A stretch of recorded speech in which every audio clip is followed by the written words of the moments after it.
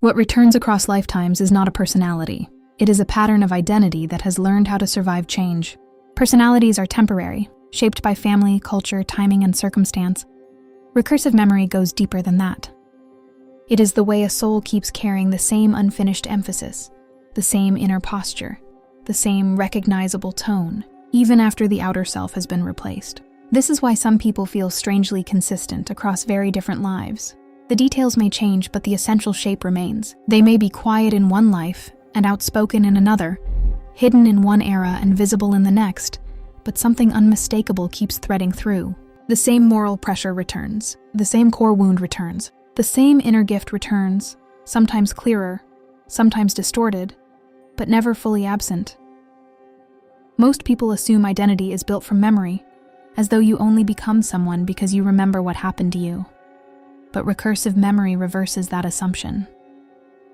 Memory does not only build identity also selects what memory will keep emphasizing. A soul does not just carry the past forward, it carries forward the specific patterns that still matter to its becoming.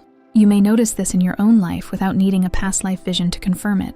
Certain themes do not simply repeat because you failed to learn them once. They repeat because they have become central to your identity architecture. They are not just lessons you encountered. They are structures you built yourself around, and what is built into identity does not disappear just because the setting changes. This is why cross-lifetime identity can feel so difficult to interrupt. If something has become recursive, it no longer lives at the level of preference. It lives at the level of recognition. You do not merely choose it. You recognize yourself inside it. Even when it hurts, it still feels familiar enough to call home. That familiarity is often mistaken for truth.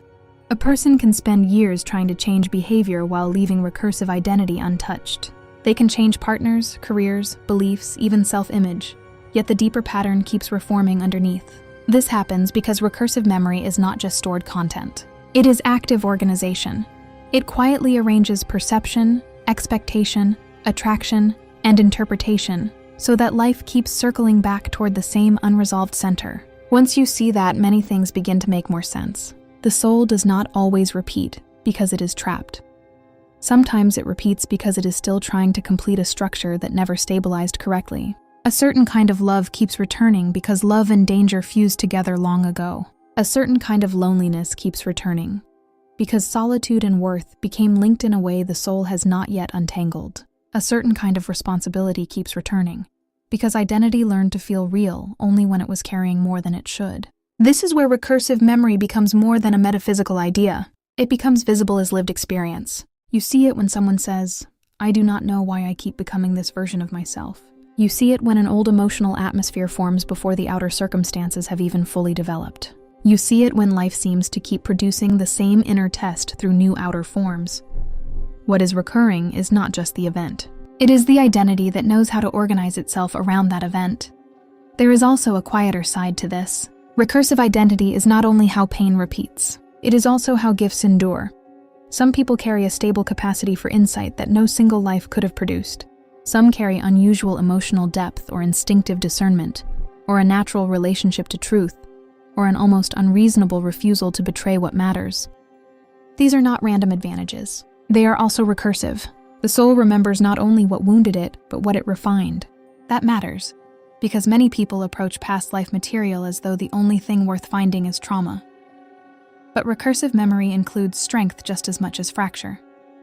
It includes the parts of you that have already become reliable across lifetimes. It includes the traits that no longer need dramatic lessons in order to appear. In many cases, what feels most natural to you is natural because it has already been built many times before. Still, recursive identity becomes dangerous when familiarity starts overriding truth. A soul can become loyal to a pattern simply because it has worn that pattern for too long. The pattern begins to feel sacred because it is old.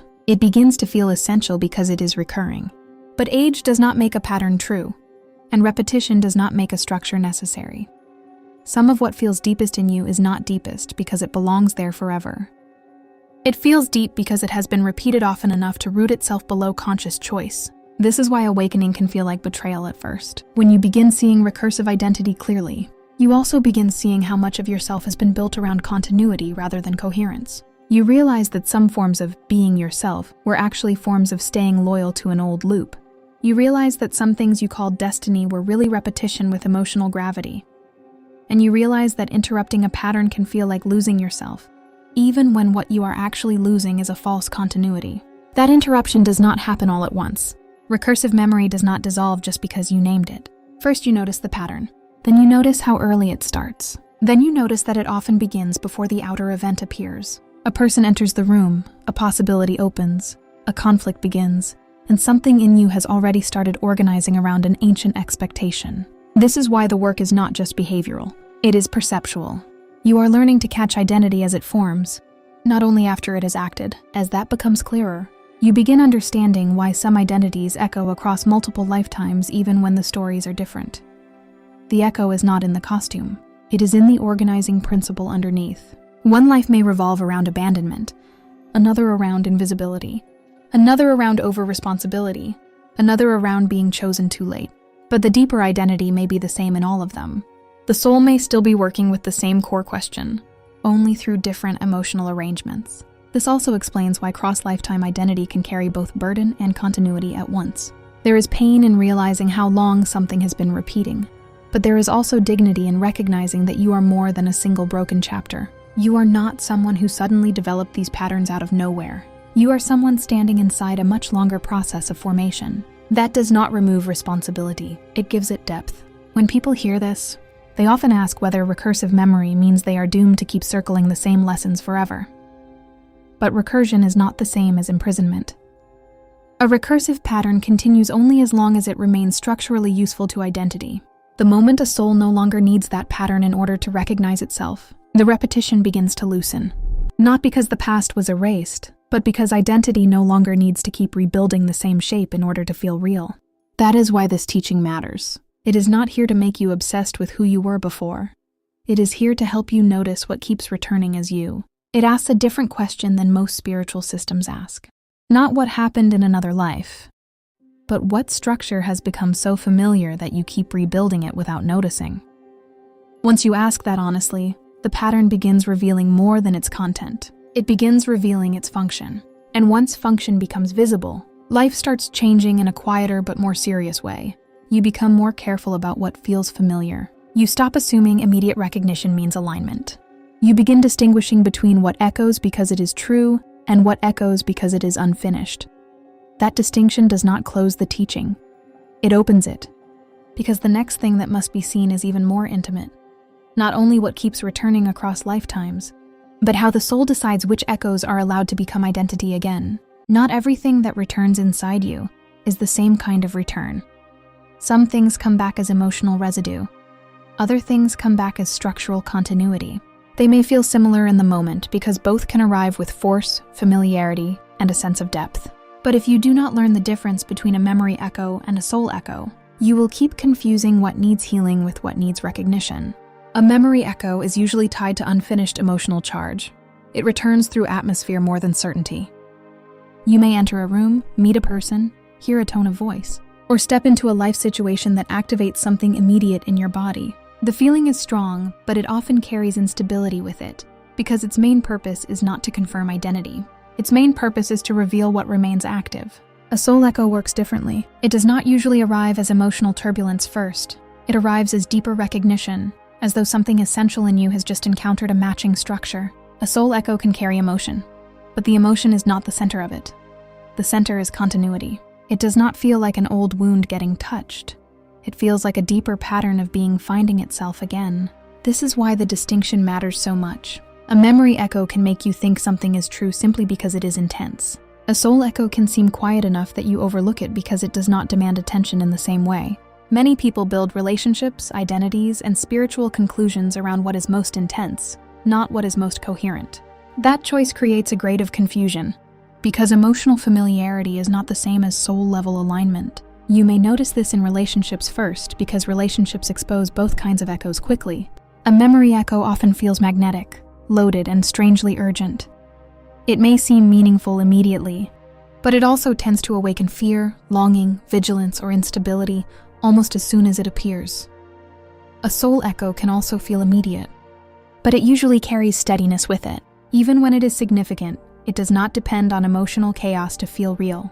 That steadiness is often missed because many people have been trained to associate depth with struggle. If something does not destabilize them, they assume it must be less important. But a soul echo often feels clear rather than dramatic. It can produce relief instead of obsession. It can create recognition without compulsion. It can leave you feeling more like yourself rather than less in control of yourself.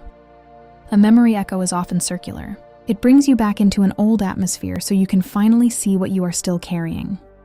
This is why it tends to repeat patterns. It is not only reminding you of something, it is placing you back inside the emotional logic of that unresolved structure. You do not just remember the wound, you temporarily begin perceiving through it again.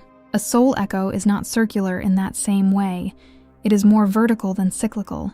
It does not usually pull you backward into unresolved atmosphere. It tends to pull you deeper into yourself.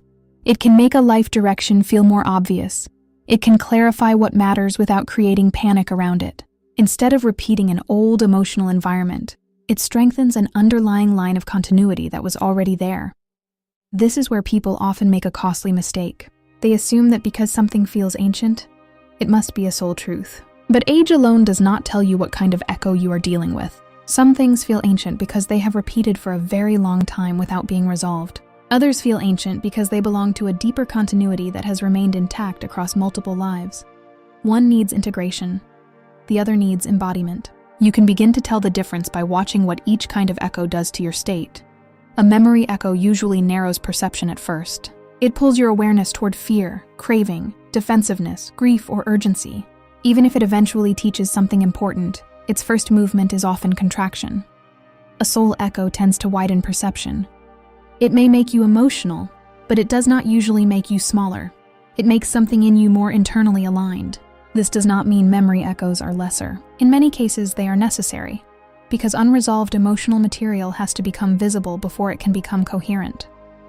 But they should not be mistaken for identity. A memory echo tells you what still has charge. A soul echo tells you what has remained true. If you treat emotional charge as truth, you will keep organizing your life around what hurts the most. If you learn to recognize deeper continuity, you begin organizing around what actually belongs. This becomes especially important in spiritual work, because people often use emotional intensity as proof that they are touching something sacred. Sometimes they are. Sometimes they are just re-entering a wound with better vocabulary. A memory echo can easily disguise itself as destiny because it carries old force with it. A soul echo rarely needs to disguise itself. It does not need to persuade you through overwhelm. Its authority comes from resonance, not pressure.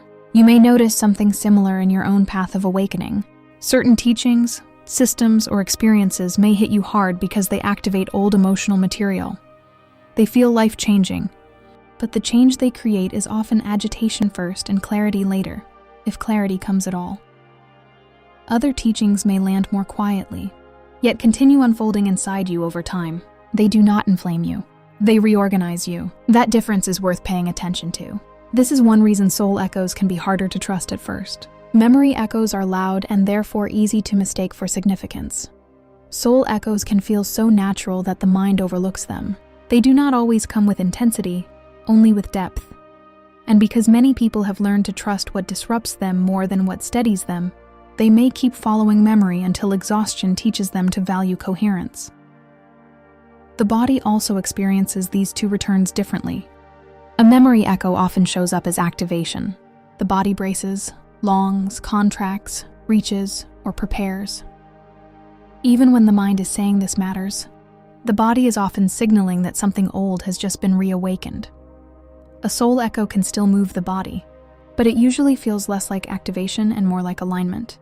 Breath deepens, attention sharpens, something settles, even if emotion is present. This does not make the distinction perfectly easy, because both can overlap.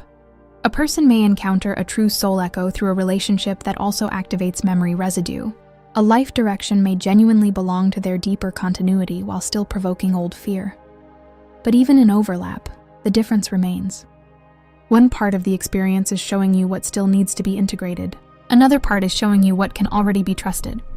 Learning to separate those layers is part of maturation. You become more discerning when you stop asking only what feels strong and begin asking what becomes clearer over time. Memory echoes often rely on immediate force. Soul echoes often become more convincing through duration. A memory echo may make you feel consumed. A soul echo may make you feel more inhabitable to yourself. One keeps demanding reaction. The other quietly strengthens orientation. This changes how you approach both pain and meaning. Pain is no longer automatically treated as proof of significance. Meaning is no longer measured by how destabilizing something feels. You begin asking different questions. Is this returning because it is unresolved, or because it is essential? Is this making me smaller, or bringing me into deeper coherence? Is this old emotional weather, or a deeper continuity becoming visible again? As soon as you start living with that distinction, your relationship to the past changes. You stop trying to extract identity from every emotional surge.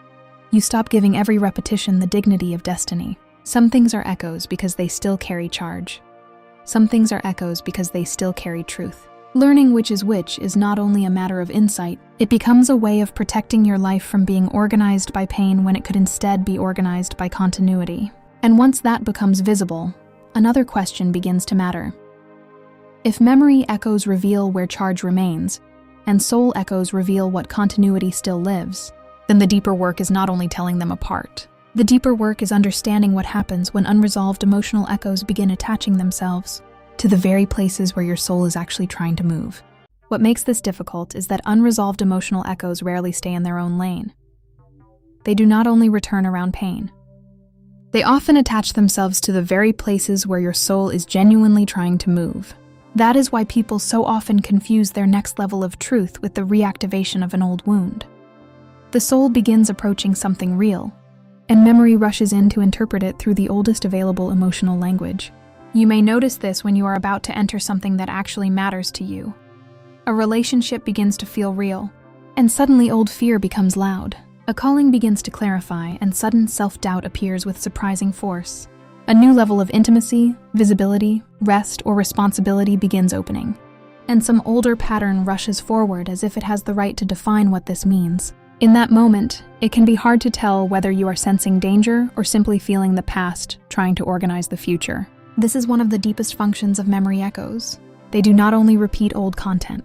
They attempt to control interpretation. They try to convince you that what is now appearing must mean what it once meant. A person offers closeness, and memory says abandonment is coming.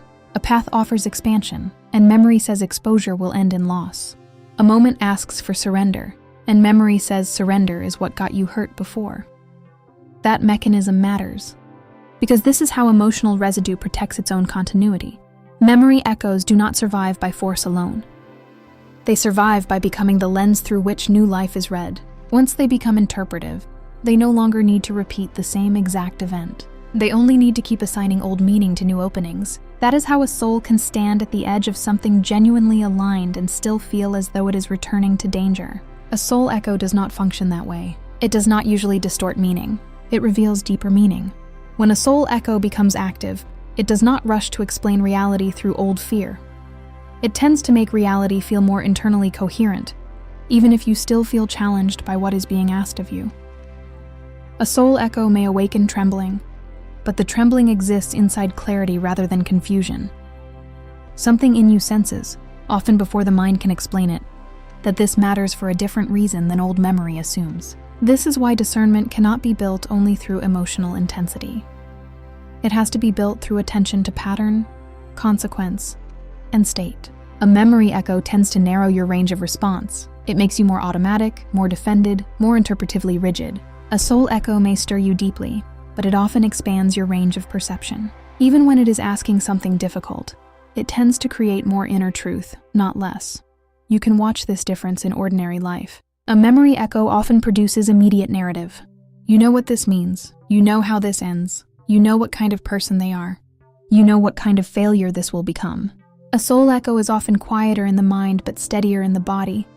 It may not arrive with a full story, but it tends to produce a strange form of inward honesty.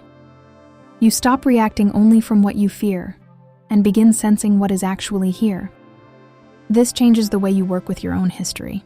Instead of asking whether something feels old, you begin asking what it is doing to your perception. Is this return making me more accurate or simply more familiar with myself?